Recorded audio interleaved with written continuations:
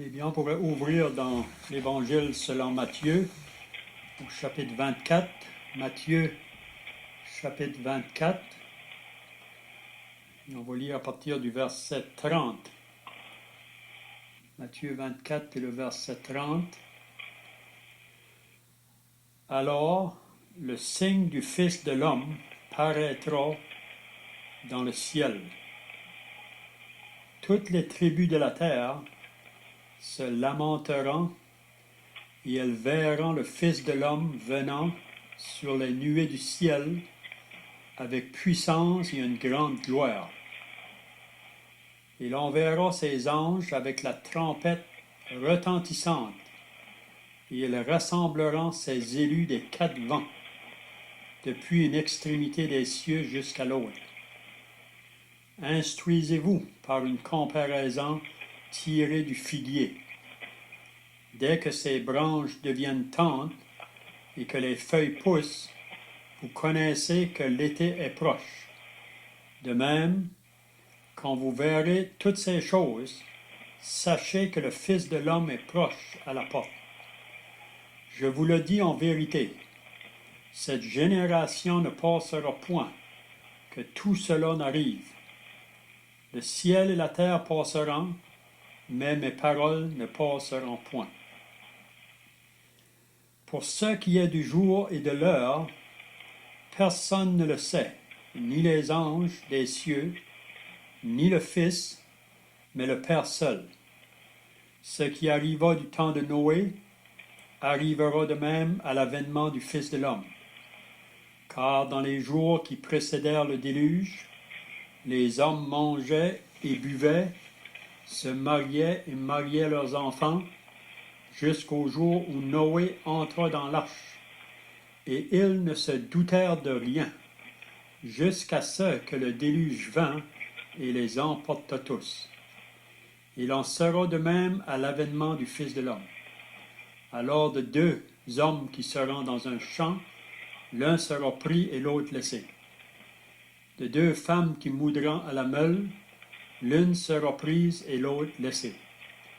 Veillez donc, puisque vous ne savez pas quel jour votre Seigneur viendra. Sachez-le bien, si le maître de la maison savait à quelle veille de la nuit le voleur doit venir, il veillerait et ne laisserait pas percer sa maison. C'est pourquoi vous aussi tenez-vous prêts, car le Fils de l'homme viendra à l'heure où vous n'y penserez point. Quel est donc le serviteur fidèle et prudent que son maître a établi sur ses gens pour leur donner la nourriture au temps convenable? Heureux ce serviteur, que son maître à son arrivée trouvera faisant ainsi. Je vous le dis en vérité, il l'établira sur tous ses biens. Mais si c'est un méchant serviteur, qui dit en lui-même, mon maître tarde à venir, s'il se met à battre ses compagnons, s'il mange et boit avec les ivrognes, le maître de ce serviteur viendra le jour où il n'y s'attend pas et à l'heure qu'il ne connaît pas. Il le mettra en pièces et lui donnera sa part avec les hypocrites. C'est là qu'il y aura des pleurs et des grincements de dents. Amen. Donc c'est tout ce qu'on va lire dans la parole de Dieu. Donc, si vous vous rappelez, dans les dernières semaines, ce qu'on a vu là, dans le chapitre 24 de Matthieu, c'est vraiment le Seigneur Jésus qui enseigne ses disciples pour ce qui concerne la fin des temps, la fin de l'âge. Puis on sait qu'on avait bien compris que ce que le Seigneur enseigne dans Matthieu 24, c'est vraiment qu'est-ce qui va prendre fin dans la dernière semaine que Daniel a prophétisé là. Vous savez que Daniel avait prophétisé qu'il y aurait 70 semaines. On sait que 69 sont passées, il reste une semaine, puis c'est des semaines d'années, hein, c'est 7 ans. Donc, on peut voir ici que Jésus enseigne à ses disciples. On sait que l'Église n'est pas encore commencée là. L'Église commence seulement après que Jésus va être mort et ressuscité. C'est juste après ça que l'Église va commencer. mais on sait que la prophétie, c'est toujours concernant Israël. On dirait que les prophéties s'accomplissent au travers de ce peuple-là. Comme on avait dit dans les semaines passées, c'est qu'Israël, présentement, a été mis de côté parce qu'ils ont rejeté le Messie quand il s'est présenté. Donc, ils sont mis de côté. Dieu travaille maintenant avec toutes les nations, même avec Israël, dans le temps de l'Église. Puis tous ceux qui reçoivent Jésus comme Sauveur et Seigneur, à ce moment-là, ils sont ajoutés à l'Église. Donc, les personnes qui sont associées à l'Église, le corps de Christ, c'est des personnes de toute nation, de tout peuple. Et on sait que bientôt, Jésus a promis qu'il allait venir chercher son Église. Puis on sait que ce temps de tribulation-là et de grande tribulation, ça va prendre place après que l'Église sera enlevée. Puis ici, si vous avez remarqué dans le chapitre, Jésus parle surtout de son avènement quand il va venir là pour établir son royaume sur la terre. C'est quand il reviendra dans ce temps-là. C'est pas pour l'Église ici quand il nous parle de sa venue, c'est vraiment son avènement quand il vient pour établir son royaume. Mais on sait qu'avant qu'il établisse son royaume, il va vendanger la terre, moissonner. Okay? On voit ça même dans Apocalypse 14 à la fin, là, quand que le Seigneur va envoyer ses anges pour enlever tout le mal qu'il va avoir sur la terre là, avant qu'il établisse son royaume. Il va tout enlever ce qui est le mal.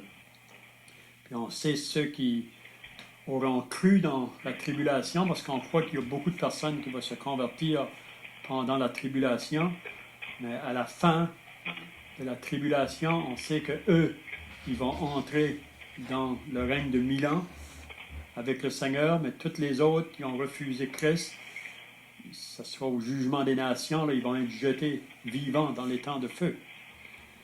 Donc ce soir, on va regarder ça à partir du verset 30, parce que c'est là qu'il parle, alors le signe du Fils de l'homme paraîtra dans le ciel. Donc, mais que ça se fasse, ça va être vu de partout. Oui?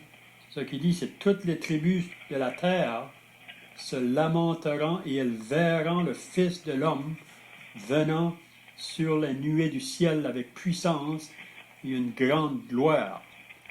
Donc, c'est quand il vient ici à la fin de la tribulation là, pour établir son royaume, mais aussi pour faire la guerre à l'Antichrist et le faux prophète.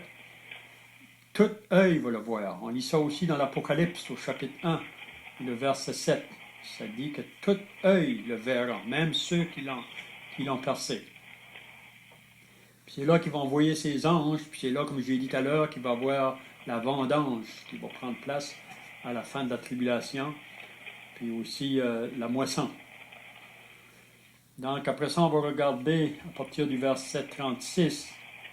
Il nous dit que pour ce qui est du jour et de l'heure, donc il n'y a personne qui sait le jour que ça va prendre place, ça, quand Jésus va paraître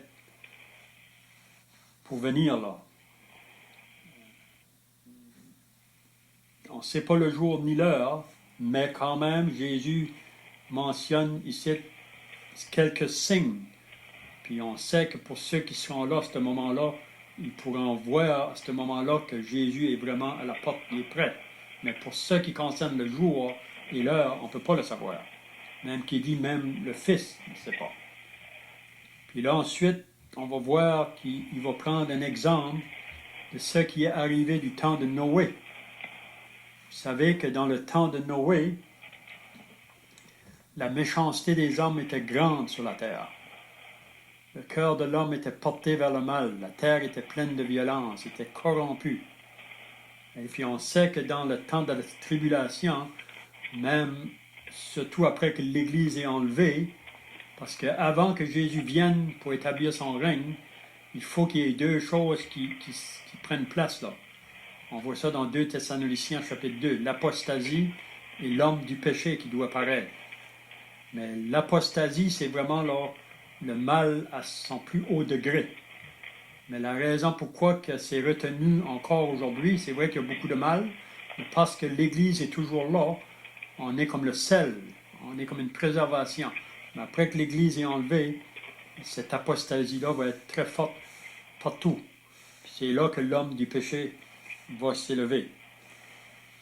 Donc, il prend l'exemple ici de ce qui s'est passé dans le temps de Noé.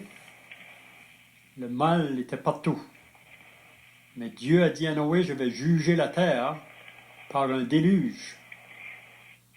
Mais avant de juger, Dieu va avertir. Puis encore, Dieu aujourd'hui avertit toujours le pécheur avant que le jugement vienne. Puis si vous vous rappelez, Noé a été demandé par Dieu de bâtir un grand bateau. Puis c'est ça qui allait être le refuge pour être sauvé de ce déluge-là. Mais Noé était un prédicateur.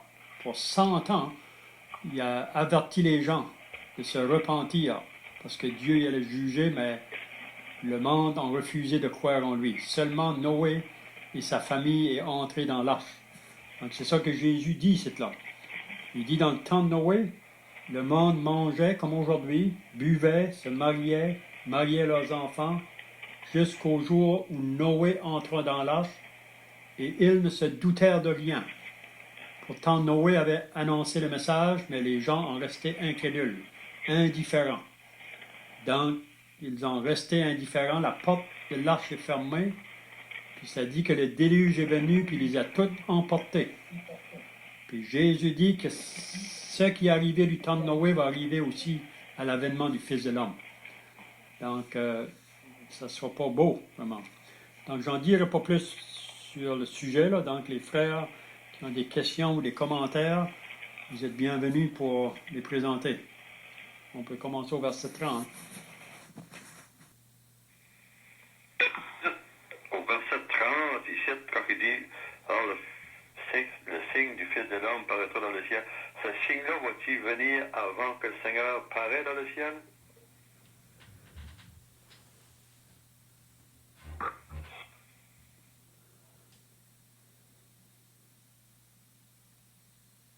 Je ne sais pas ce que les frères pensent.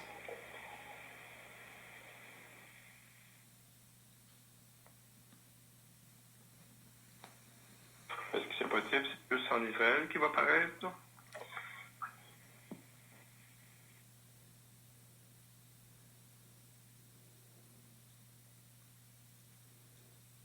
Il dit que toute la terre, il dit alors le signe du Fils de l'homme paraîtra dans le ciel, toutes les tribus de la terre se lamenteront.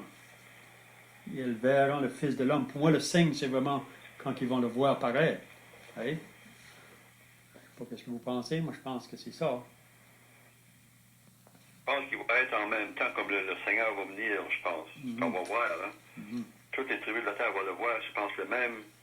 Ça va être en même temps comme le Seigneur va paraître dans le ciel, je pense.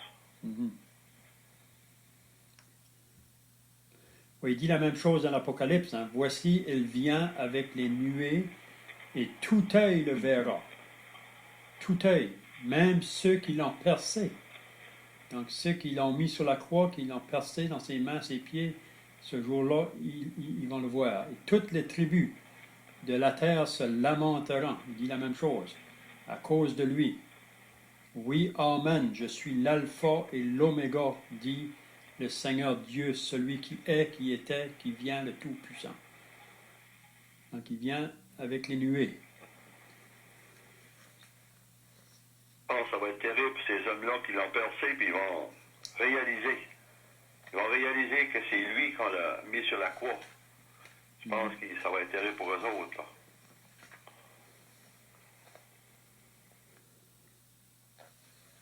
Mais ça serait-il pas au jour de Armageddon, ça se passe, ça? Oui, c'est ça. Ça veut dire que toutes les nations vont se rassembler là.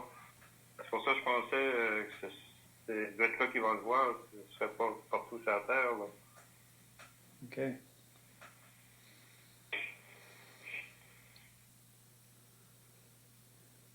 Et quand ils vont se réunir à la fin de la tribulation, c'est que c'est vraiment l'Antichrist là, qui va, avec toutes avec 10 rois de la terre, 10 rois des nations.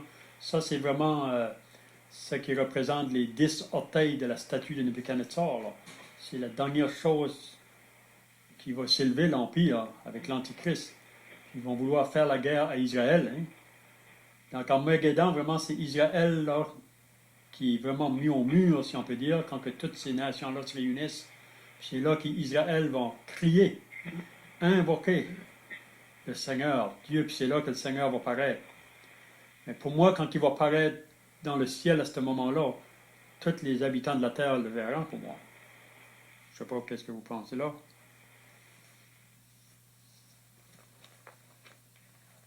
C'est pour ça que, d'après moi, hein, le Fils de l'homme, c'est vraiment le Seigneur Jésus. Parce que dans les Écritures, souvent, le Seigneur Jésus est appelé le Fils de l'homme. Là, ça nous le verrons, le Fils de l'homme venant sur la nuée du ciel avec puissance et une grande gloire.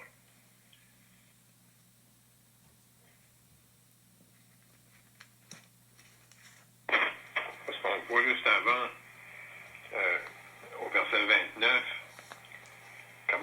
qu'est-ce qu'il va décrire l'atmosphère.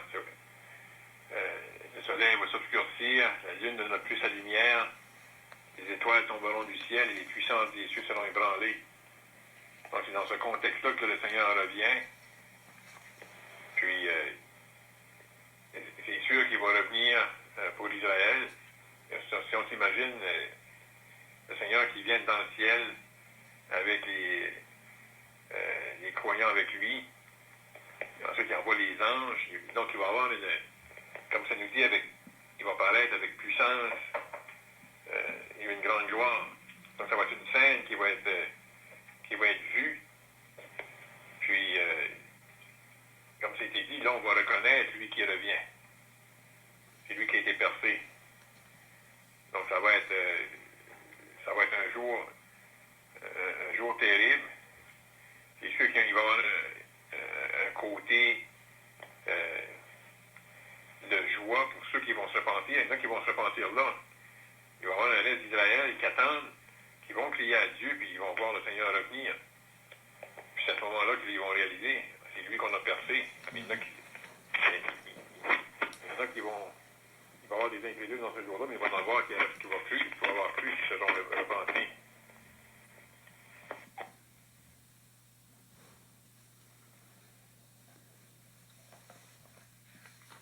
Peut-être que ça peut être le plus grand jour que la Terre va connaître.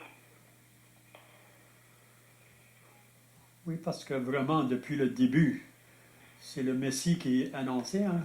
Les prophètes l'ont annoncé, celui qui vient pour régner. Les Juifs l'attendaient à ce moment-là quand il est venu pour la première fois. Mais ils l'ont rejeté, ils n'ont pas reconnu. Les Juifs attendent toujours leur Messie. Donc, Jésus qui vient pour régner, là, c'est tout un jour. Ça va être un jour que la terre n'a jamais connu dans toute l'histoire. Et comme le frère Claude vient de dire, pour les uns, ça va être un jour d'horreur, de brouillard même, de ténèbres. Mais pour les autres, ceux qui ont cru, ceux qui se sont convertis à Dieu dans toute l'histoire, là, ça va être toute une joie. On voit ça même dans l'Apocalypse, on voit ça beaucoup dans l'Apocalypse.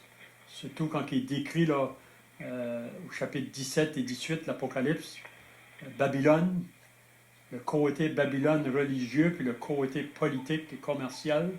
Donc il va y avoir des grandes tristesses. Là. Si vous lisez Apocalypse 18, là, quand que cette Babylone-là, politique et commerciale, va être détruite, là, il va y avoir des grandes tristesses, parce que cette Babylone-là, là, les commerces sont associés avec elle. Et quand elle va être détruite, là, il va y avoir des pleurs et des lamentations. Mais pour ceux qui ont cru, c'est la joie, hein? C'est la délivrance.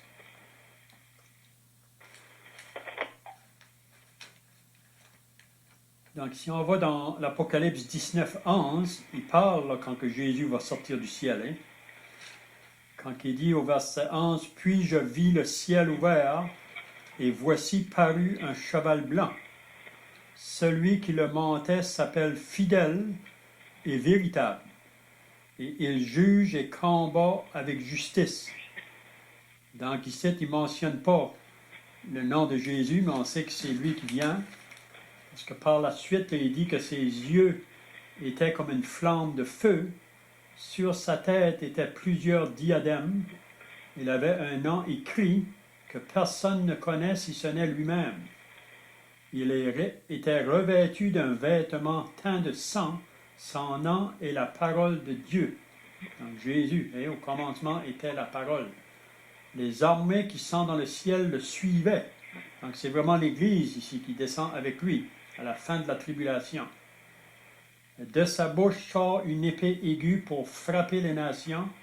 Il les pètera avec une verge de fer.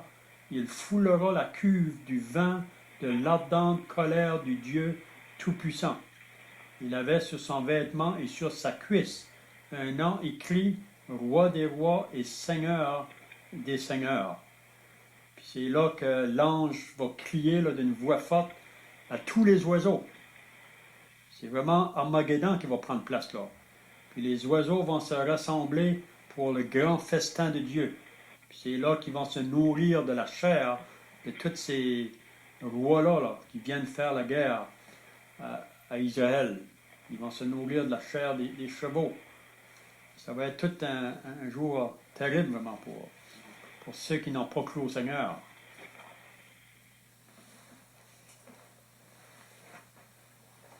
On pense ici, lorsque ça mentionne l'avènement du Fils de l'homme, le mot avènement, c'est associé à l'idée de quelqu'un qui va venir qui va changer de position, à une position élevée. C'est souvent un terme qui est utilisé pour une personne qui allait prendre position sur le trône, un nouveau roi. C'est l'avènement de cette personne-là. Mais ici, c'est l'avènement du Fils de l'homme. Celui qui est venu une première fois, qui a été crucifié, qui a été rejeté, et là, il revient pour établir son règne.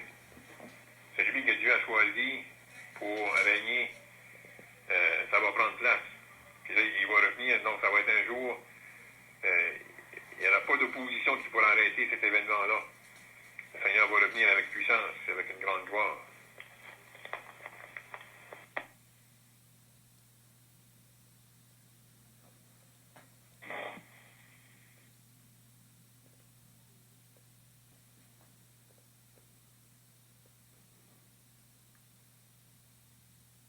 Parce que même le prophète Daniel avait eu cette vision-là. Hein? Si vous lisez dans Daniel chapitre 7, Daniel dit « Je regardais pendant mes visions nocturnes, et voici sur les nuées des cieux arriva quelqu'un de semblable à un fils de l'homme. Il s'avança vers l'ancien des jours, et on le fit approcher de lui. On lui donna la domination, la gloire et le règne, et tous les peuples, les nations et les hommes de toute langue de servir. Sa domination est une domination éternelle qui ne passera point et son règne ne sera jamais détruit. C'est un règne inébranlable. Il y a beaucoup d'autres règnes qui s'est passé sur la terre, mais qui ont tous été détruits vraiment.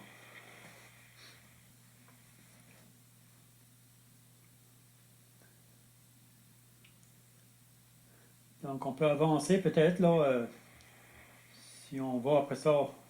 Il parle ça c'est comme un signe qu'on voit que le Seigneur donne avant. Il parle des signes qui vont prendre place avant cet événement-là aussi. Il dit au verset 32, « Instruisez-vous par une comparaison tirée du figuier. Dès que ses branches deviennent tendres et que les feuilles poussent, vous connaissez que l'été est proche. » Donc, c'est une illustration qu'il prend ici, là. Et quand il y a certaines choses qui vont prendre place là, dans la tribulation, vers la fin surtout. Donc, ceux qui sont là dans ce moment-là, ils vont voir que les choses sont en train de prendre place là. C'est ça qui dit au verset 33. De même, quand vous verrez toutes ces choses, donc toutes ces que ce qu'il a prononcé avant là, jusqu'à maintenant, sachez que le Fils de l'homme est proche à la porte.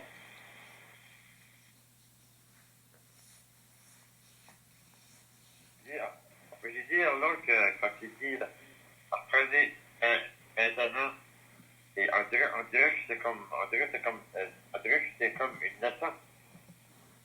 C'est le février, ça s'arrive, ça. Quand on vient de temps, les feuilles poussent. Tu sais, ils comparent ça à quand ça arrive là, ça arrive, quand le Seigneur revient, ça va arriver la même chose. On dirait que c'est comme sûr. C'est sûr parce qu'on sait que quand l'été est proche, février, tout ça, ça pousse les branches, tout. Et si ça pousse tout ça, c'est comme un signe. C'est pour l'événement du Seigneur, ça va s'accomplir. Hein? C'est ça.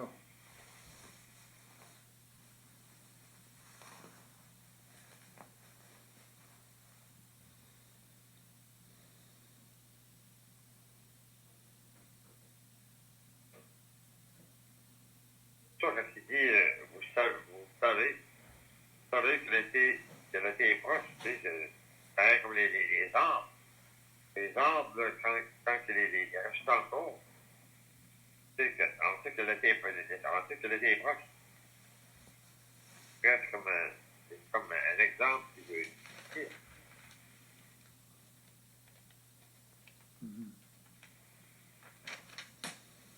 Alors, c'est quand que, en comparant à un arbre, c'est quelque chose qu'on comprend bien. C'est un processus ça n'arrive pas au hasard. Lorsque les feuilles poussent, les branches, on peut le voir tout de suite. Éventuellement, on va voir les arbres, les feuilles vont pousser. On sait que l'été vient, c'est un cycle. C'est pas un hasard qui va avoir des. C'est vraiment un processus qui a été établi par Dieu. Mais de la même façon, les événements qui vont prendre place dans la tribulation, c'est pas le fruit du hasard, ça va être vraiment le plan de Dieu qui est en train de s'exécuter une étape à la fois pour culminer avec le retour de son Fils pour régner. Quand il dit demain, quand vous verrez ces choses, sachez que le Fils de l'homme est proche à la porte. On est dit, moi je suis consciente que quand ça se fait ça, quand ça vient tout ça, des feuilles poussent, tout ça, c'est sûr que le printemps, ça va se faire. Dans le lobby. C'est fois, je pense que le Seigneur me montrer ça, que si ça arrive, ça va arriver. C'est de l'homme est prêt à la porte. Quand vous verrez ces choses, sachez que le Fils de l'homme est proche à la porte. On dirait il donne un exemple comme la nature.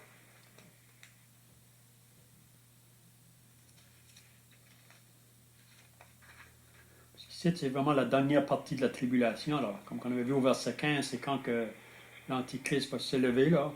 L'abomination de la désolation, là, c'est quand l'Antichrist se lève pour s'asseoir dans le temple à Jérusalem. Puis c'est là que les croyants de ce moment-là, ils vont savoir qu'il faut fuir. Il faut fuir de là parce que l'Antichrist va vouloir toutes les anéantir. Hein?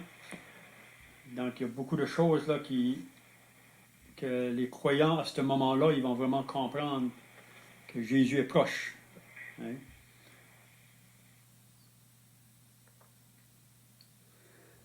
Donc le verset 36, pour ce qui concerne le jour et l'heure, ça c'est une parole vraiment que pour beaucoup de monde, ils savent cette parole-là.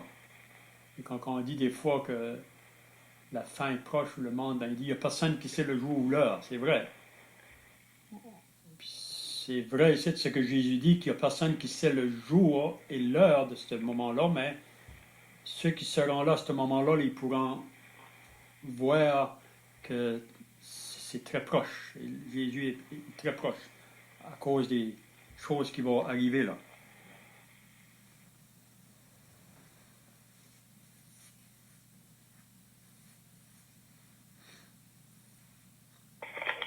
C'est ça qu'il dit dans les Actes au chapitre 1, verset 7. Ce n'est pas à vous de connaître le temps ou les moments que le Père a fixé de sa propre autorité. Le Père a fixé un temps. C'est seulement Dieu qui sait quand est-ce que ça va arriver. Quand on pense à 2036, là, pour 35, là, si le ciel et la terre passeront, mais mes paroles ne passeront point. Vous voyez dire, je pense que le ciel et la terre disparaîtra, mais mes paroles resteront à jamais. C'est-à-dire que la parole de Dieu, elle va rester à jamais. Elle va être toujours, quoi ce qui arrive, ça va être toujours, quoi ce qui est écrit dans la parole de Dieu, ça va toujours s'accomplir. Parce qu'il est dit que,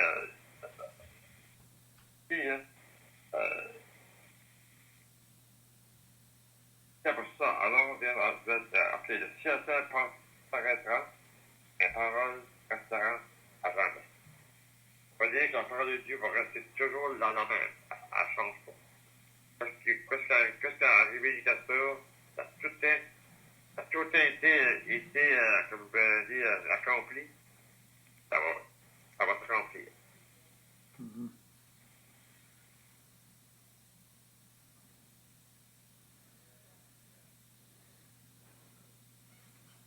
Donc, il prend l'exemple du temps de Noé.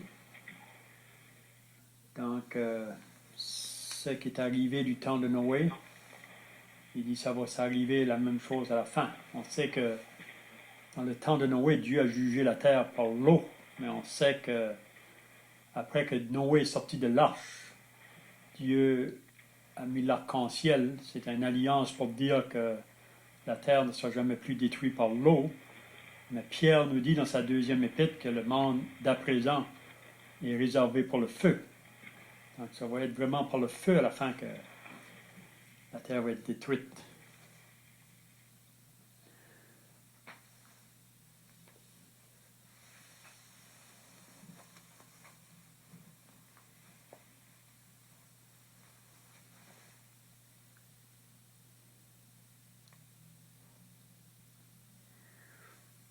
Donc pour moi, Noé est un homme, un exemple vraiment, pour un homme qui a persévéré pour annoncer le message de Dieu. Pendant des années, avec ses 3 fils, il construisait ce grand bateau, puis il avertissait les gens qui venaient autour pour lui dire la raison pourquoi il construisait ce bateau, parce qu'il a construit ça dans un désert. Il construisait ce bateau-là dans un désert. Le monde se moquait de lui. Et même qu'ils n'ont jamais vu l'eau, la pluie de ce temps-là. Avant le déluge, là, il n'y avait pas de pluie. Dieu arrosait la terre avec une rosée. Et quand que Noé annonce un déluge qui vient, le monde veut se moquer de ça. Mais Noé ne s'est pas laissé intimider ou il ne s'est pas détourné de son message. Il est resté fidèle jusqu'à la fin. À l'issue de 100 ans, il a seulement vu 8 personnes qui ont cru à son message. C'était sa propre famille. Toutes les autres ont péri dans le déluge. Donc c'est pour ça qu'on ne doit pas se décourager. On a un message à annoncer. Ce n'est pas à nous les résultats. Nous, on annonce le message. C'est Dieu vraiment qui travaille, qui peut sauver. On voit que Noé a patience. Hein? Patience de Noé. On peut penser aussi la patience de Dieu. Patience du Seigneur. Patience de tous les prophètes pareils. On voit que Dieu aime quand patience. Aime la patience. Aime quand des choses qu'on doit faire ou qu'on fait, ou temps qu'on a fait, que quand des fois qu'on a la patience. La patience est une grande vertu devant le Seigneur.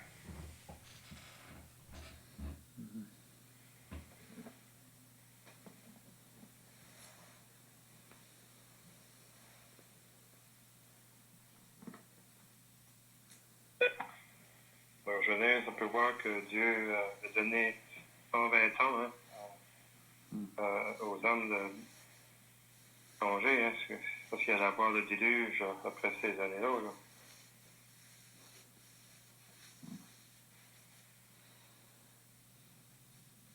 On voit ça dans Genèse 6, verset 3.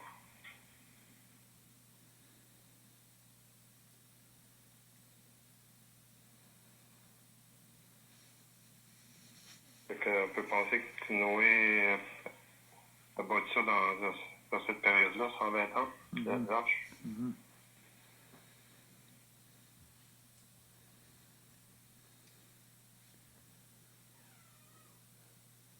Ça nous dit que Dieu a parlé à Noé 7 jours avant d'entrer dans l'arche, avant que la porte ait été fermée. On peut s'imaginer Noé à la porte de l'arche, puis en train d'avertir encore les gens, là, les derniers avertissements. Il faut entrer. 7 jours avant. Ensuite, ça dit que Dieu ferma la porte. Il est trop tard. C'est pendant que la porte est ouverte qu'il fallait rentrer. Et maintenant, il est trop tard. Donc, comme aujourd'hui, on est dans le temps de la grâce. On annonce le message. C'est le temps d'entrer par la porte étroite. Mais bientôt, cette porte-là sera fermée. Il sera trop tard.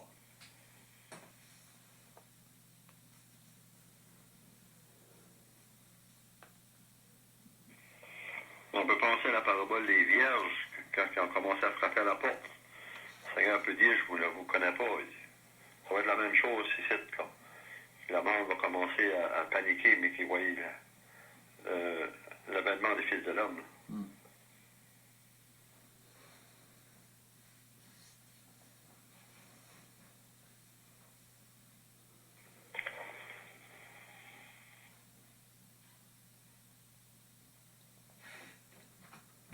Je vois que le temps est passé, donc si les frères n'ont pas d'autres choses à dire, un frère peut terminer par la prière. On continuera la semaine prochaine avec le restant du chapitre.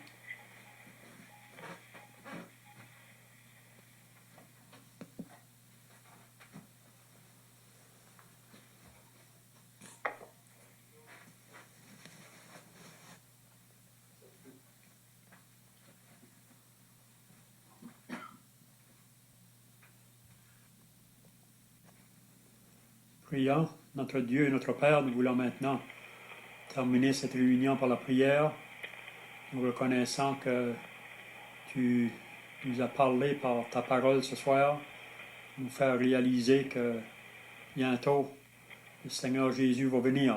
Et on sait qu'avant que son avènement se fasse pour venir établir son règne, il viendra chercher son Église, tous ceux qui ont cru en lui pendant cette dispensation. Notre Dieu, nous voulons nous réjouir à cette pensée. Nous voulons croire qu'il pourrait venir pour l'Église même ce soir. On l'attend de jour en jour. On veut te prier encore pour ceux qui n'ont pas encore répondu à l'appel, parmi nos familles, que tu puisses parler dans leur vie. Nous remettons cette réunion entre tes mains. Bénis ton peuple ce soir au nom du Seigneur Jésus. Amen.